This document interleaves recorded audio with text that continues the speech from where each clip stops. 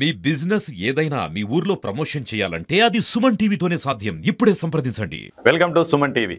నేను మీ రమేష్. జేసీ పవన్ రెడ్డి అనంతపురం జిల్లాలో తిరుగులేని ఆధిపత్యం చెలాయించిన మాజీ మంత్రి జేసీ దివాకర్ రెడ్డికి తనయుడు. ఏపీలోనే కాదు, 2 తెలుగు రాష్ట్రాల్లో ఏమాత్రం పరిచయం చేయనక్కరలేని పేరు.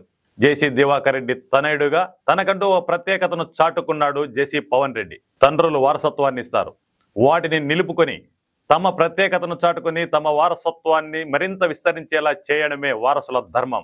జేసీ కుటుంబ వారసుడైన జేసీ పవన్ రెడ్డికి రాజకీయంగానే కాదు, 2 తెలుగు రాష్ట్రాల్లోని సెలబ్రిటీలతో పాటు జాతీయ స్థాయిలో అనేక మంది సెలబ్రిటీలతో అత్యంత చనువు పరిచయాలు చూస్తే ఎవరైనా షాక్ అవుతారు. కోట్లాది మంది అభిమానించే భారత జట్టులోని క్రికెటర్ల నుండి వ్యాపారవేత్తలు, పొలిటీషియన్ల నుంచి గల్లీ స్థాయి పొలిటికల్ లీడర్ల వరకు జేసీ పవన్ రెడ్డికి మంచి సంబంధాలే ఉన్నాయి. మరి అటువంటి జేసీ పవన్ రెడ్డి రాజకీయంగా వెనుకబడ్డారా లేక వెనక్కు నెట్టివేయబడ్డారా అన్నదే ఇక్కడ ప్రశ్న.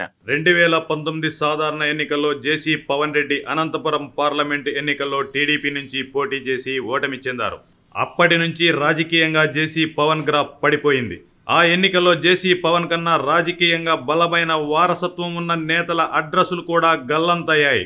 ఆ పేర్లు అప్రస్తుతం అయినప్పటికీ రాజకీయంగా నేటికి భారీగా మూల్యం చెల్లించుకున్నది మాత్రం జేసీ పవన్ రెడ్డి అనేది మాత్రం వాస్తవం, పచ్చి నిజం.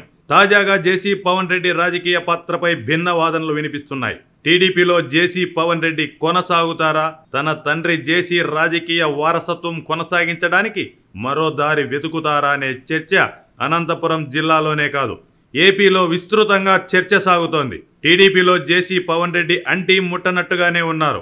మరోవైపు వైసీపీలోని ముఖ్యులు జేసీ పవన్ పై కన్నేశారన్న ప్రచారము జోరుగానే సాగుతోంది.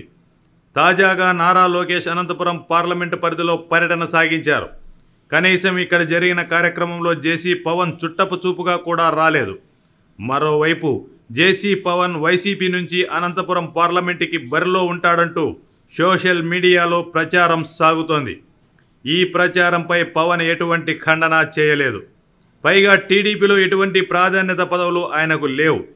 దీనికి తోడు టీడీపీ అధికారంలో ఉన్నప్పటికీ ఎటువంటి అధికారిక హోదా జిల్లా స్థాయిలో కానీ రాష్ట్ర స్థాయిలో కానీ లేదు. వీటన్నింటినీ గమనిస్తే టీడీపీ పవన్ని విస్మరిస్తోందా లేక పవన్ టీడీపీ నుంచి దూరం జరుగుతున్నారా అనే ప్రశ్న జేసీ అభిమానుల్లో ఉంది. తాజాగా సోషల్ మీడియాలో ఓ ప్రచారం కూడా సాగుతోంది. వైసీపీ నుంచి ఎంపీ అభ్యర్థుల జాబితా సిద్ధమైనట్లుగాను, అనంతపురం పార్లమెంటు నుంచి ఆ జాబితాలో జేసీ పవన్ పేరు ఉన్నట్లుగాను ప్రచారం సాగుతోంది. అది ఎంత మాత్రం వాస్తవం అన్నది జేసీ పవన్ నోటి నుంచే వినాలి. జేసీ పవన్ రెడ్డి మౌనం వహిస్తే మాత్రం ఎంతో కొంత వాస్తవమనే నిర్ధారించుకోవాలి. జేసీ పవన్ రెడ్డి చూపు వైసీపీ వైపు ఉందా లేక అదొక ఒట్టి అభూత కల్పన అనేది వచ్చే రాజకీయ పరిణామాల నేపథ్యం వరకు వేచి చూడాల్సిందే.